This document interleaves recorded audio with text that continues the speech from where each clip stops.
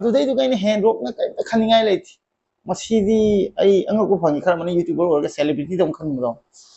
I am not meaning I channel again. Length of Tigi Bayani. Aduga dislike and subscribe everything to Biramo. Not interested, honey, open not interested hand option. Adu to channel chung for YouTube. I do some old Pocanago. I will hand Aduga. I silcher the gilly, Chin housing. I learn see. Tripura deju, adi Bangladesh deju,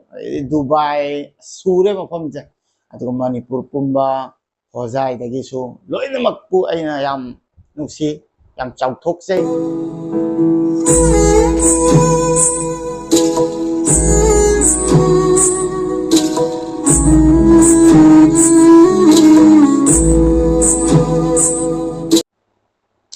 Hello guys. May ampun ako amuka Amputee Nao channel da taram na oksari. Ay Ngasidi Wari Lijararoi mamda. Ngasidi ay family ga Wari kara sana jage. Ay family se kana no hai ba kanda. Huji YouTube ta ay bu myamna 57,000 myam ay family member ni. Aduga from the Facebook ki page ta na ay lising manga ga lising taruk manakta follower ni ko. 6,000 manaka. Adu ani de pullagadi 70,000 lale ko. Adana Facebook ki page ki followers me amga ai YouTube ki subscriber me amga Ngasidi Wari khara sana ja gyane jangjar ko ni ko. Phai maru ba ai se kaimta nate ba. Celebrity gum bai wari ta ba nungai na trane ko me. Adu mai pak pa mi mai wari ta ba nungai ko. Aduga successful oi ba aduga sentung yamna paigiba achauba mi mo oigiba aduga myamgi wari tabase yam nungai ba aduga akhoi just simple habade aidi sana isau kaimta khande ko mi indi kari khali khange YouTuber ne adu YouTube haji de kaino hayeng hekta aigi account je ban tau hari loy na trane ko Facebook su adum ban loy hari loy aduna maside ji ga aina yam deeply changde adubu aina nungai jari se I family ma phang ma ja I sak mai khangnar ko punsi ha ja amrak kata hingi siga ko nungsi na myam ga interact orat ba ja masi ma de yam nungai ba tare ko ai bu nungsi ba phongdor pa sungkang khangna do myam na comment torok pa myam ai da khalak pa masi nungsi tra ne ko myam a ja man punsi ai loi tha do ja toi ni aduna ai kai ram tang hai ja ke ko ai gi family ga habadi ai se so ga lae ko aduga somju soga lae ko soga la matung ne akhoi je wari share tawdra ne nangi khong sokhi bodo kamaina no adu jei kudi wari tawdoi ni bo aina hekta ya laura ha ya ponde bo aina khwai first video da ha ye jone ai khong sokhi meram da me am khangni khong se mataw kram na sokhi na mataw kram na sokhi bana ne adu thokpada aina ai khong se mataw kram na sokhi bana amtang hairage hena Highlight Posiga minutes near about 20-30 minutes and Garawari. Adu yam sang, Adu sing sang at the YouTube Mina dum a tam of the Sangani, Wari had the low Sungai night and a triangle. Aduga Aina so Ishagi Ichinina family, I give French in the Seattle Hospital Lela. Adu Mong Seattle Zaineva. Aduna Sideka Tabining Domido, please Tabigan over Wari. Madam the Ikarim the native. I am not a celebrity. I am not an actor. I carry sunati. I shan I saw the value late and a haligo. Other than I YouTuber hide this. Mayam na yinga subscribe to Raga Aduga Mayamna video ying eloy. YouTuber I am a Sidej Carino Sidej, Karim Haptane. Pong me I lay 3 lakh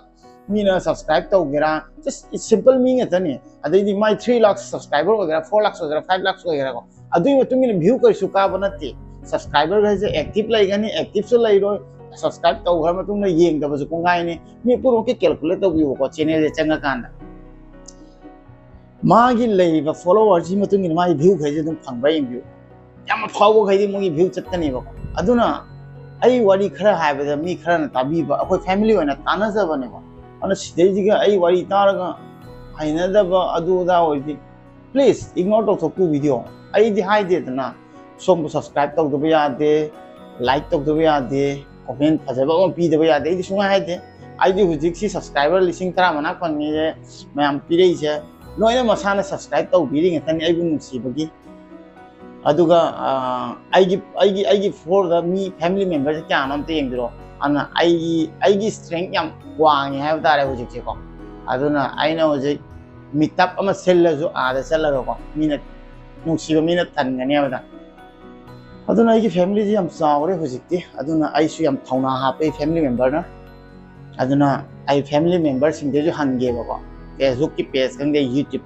ki aigi subscriber sing da ai wari je hujik phaugi journey ni ko ai family ka tana jai ni ba side ki mi na ngang ko temde daga da de na trane ko haji ai subscribe to ai wari ma ye ko ai video happy thai sa lak ama mathak ta mi ni ye ko ai bu yam nuksi ba po ka de nungai ta po lak ama mi ni subscribe to ro mane subscribe to bu ka sem chat pa na te ko mi wa khan na hara bo wa ne mi na khalam ngani 50k subscriber oi kare kainom phang karim phang da bane youtuber sing da dum phang biu karim phang da bane aduna ai na ngasi just ai communicate to ge adu interact to ge adu mi gi wakhal le besing do adu khara cham thok ken adu Facebook ki page yeng biri ai video yeng bi Facebook ki page he dai ha ke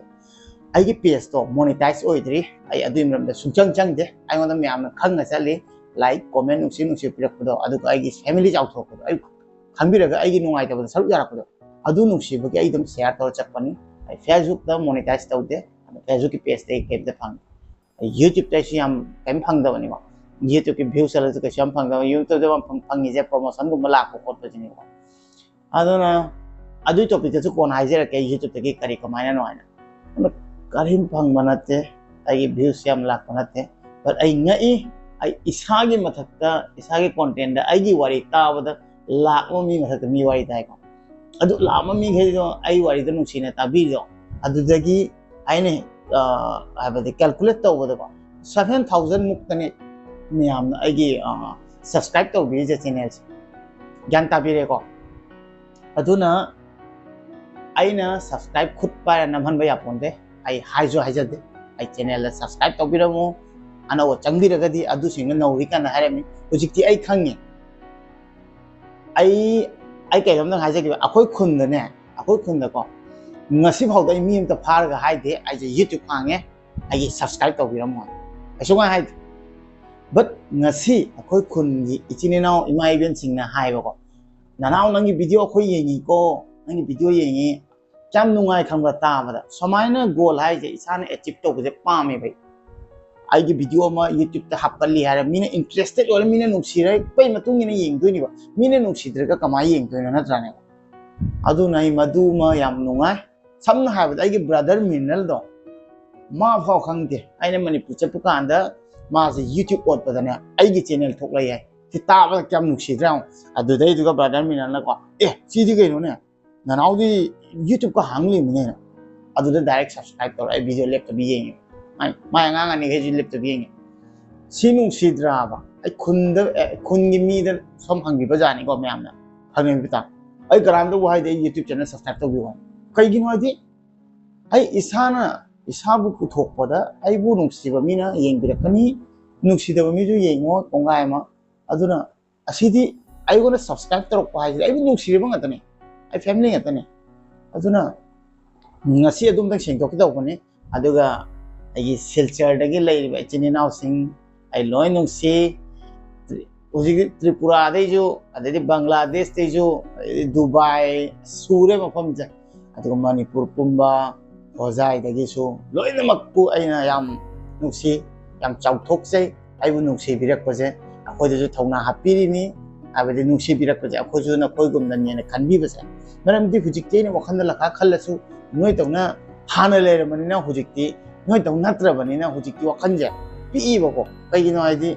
hujik ti khong se sunya ya de ba hana de ngatta bani na ko aduna adu manu mai to feeling su am lai ai na sai family ni na share to ge cha pani ana yenging de mi please yeng bi kano aduga ai gi wari je makha ta na tabi gani myam na tabi ningi ai comment section da tang yeng cha ningi myam gi support cha kamai no adu de so de interested oini wari makha ta na direct na ba ai gi wari je yam deeply lirak to ni aduna ai gi wari de deeply chang na ba ina emotional music pick na hai happy do wari du ne ai gi wari du loop ko ai gi mafam du chang na ba happy ana khara mana ne emotional music का हापगा Mize attract तौरगा अदु खद्रक मद्रक ने तेने हापि को ज्ञान ताई को आइना हाइबिरि से आइना हाइजरि जे सॉरी अदुना अमरोन दुजु चा याम चाउथोक चनी आइने मयांग मरसिगना याम पिकना तारिनि को ngasiदी आई वारी लिरै से आई इमानब सिंगना तानिंगिनि को मरोन अनि थोक ngang ngamदेबा मरमदि अइना मैथे मु ngang मयाम अदु मोइजुने आइसे मोइने तनि हुजिक सपोर्ट तौरिबा इचिनि नाउ सिंजे मयांग म्याम अखोइदि सिदा पोकदे जावनिने को अदुना आई हुजिक से खल्ले चैनल अमका का हांगा गेना को अदुगा हांगागा मखोइ हुजिक खरनि जे नुंगाइतेबा मरमदि अइना आइगी वारी से मैथे दंगा आइसे लिबा पामेबा आबदि अइना सिदा लोन से अहुम मरि पुलकपनिना को फरक तारे अदुना आई चैनल तो पमा हांगा अदुदना कंप्लीट हिंदी द ngange खल्ले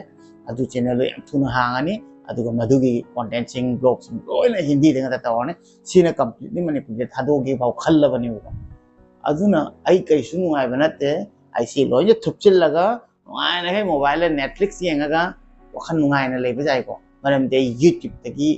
आई पूरा डिपेंड तौरगा लेबा नते बट आई फैमिली मा फंगबदो टच लेबदो नुंगसिबदो अदुगी दमतनि आइना यूट्यूब ता चंजराइसे आतोपदि आई करिमता कैनो नते है बता मगुन लेबा मी नते मयामना नुंगसिबिबगिनि आई यूट्यूबर ओइरेना 50k सिदि हराउ जइनि मयामना सब्सक्राइब तौरको करिमता चाउथोक चनिङा लेते सिदेजि केन 100k योर्स वे हराउगनि अदुगा अदुगी हराउर तोंगाले बट अदुदै दु कइने हैंड रोक ना करिमता खनिङाइ लेति मसीदी आई अंगको फंगी खर मने यूट्यूबर और सेलिब्रिटी दम खंगदो आई हम नोकनी हाय था दे मतांग तो नहीं मदु कैसे लाइते काइरानी सिदी नुक्सीबा मीना आई के चैनल जे मथंग ताबा येंगे ने सब्सक्राइब तौरकोइनी आइना सिदे जे खुदनो जादना खोरमदना खोतना तौरगा सब्सक्राइब तौबिदो नत्ति लाख अनि येंगे जावी लाख अमा येंगे जावी नुक्सीबीदना तनातना सब्सक्राइब तौरको नत्ति अदुना सिदेगिदि ओनली नुक्सीबा मी खतने चैनल तोइसे अदुना वीडियो जु येंगा अदुगा कातुकान जुगांगबा अदुगो मी डिसलाइक तौर मो कैम काइते अदुगा कमेंट तौरदि आइगी फैमिली की मेंबर गैना लोइन मंगा असोम थितनि हाबे तारे आइदि हुजि ख्वाइ नुंसिरे आइगी नेगेटिव कमेंट लापदा आइगी सब्सक्राइबर खैजिने को मनुंग चंगा मे ngang thak bini ba yam nungsi yam pele ha bata ai for da samaina me amna lepi base yam nungsi ha bata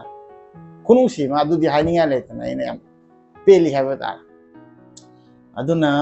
aina haijaning badi agi wari makha tana share taw doi sai ki family member agi ichine naw singani aduna ichine naw nattaba agi channel dagi link thok thi gi bayani aduga dislike and subscribe everything taw biramu not interested hane yaw bane not interested han option adu tawra ga ai channel chung thok thoro youtube ta adi som ot pa na ko ai bu haina do mi ne ne hai not interested hane nam ma di ko ai channel chung thok thoro publish ora ro aduna wai sang video su yeng ning dana kai ai mang da thola de ai na song ni ko adu dei pam de ai tin nusi ba kata thalo ke do ne aduna everything every channel na offer support tong na si adu awan ai lo share tong na si ai na phangai ba awa ba do ai ju si de phum ma tham mi ni ba ko imana ba sing la kana share to hon puji family a chobong phang ni na share to ro ga myam de ju ling jen thongna hap na ba myam de ju motivate koi na ba na wari de tam share to ko ni ba no ma de loi ba ya wai na te sahi ma ani gi journey ni ba ko adu duna pu kham de lo sin ya te ba adu duna ne myam ai wari se lo sin jare ge myam na no sibi bani na video se loi phau yeng de ma ne khale loi phau yeng bi ba gi damakta thank you myam asena nuksi ai gi family ngata ni every comment pa jai ai myam puno pu nuksi ba ta adana aina wari li ga myam na motivate oina ba aina lalai awa facing do myam de ju isine na on kana share to ai ju kom thoi ni wa kan ni ai gi wari nga sin ana man khang bi re ko aduni myam aduna ai makha ta ma thang video blog tam thengna se myam gi comment section de yenge myam makha ta na wari tabi ning da comment option bi mo adu ai ma khan ta wa khan thara ge adudi myam biday am log jara ge bye bye log jara ge ta ma thang video tam thengna se na adudi bye bye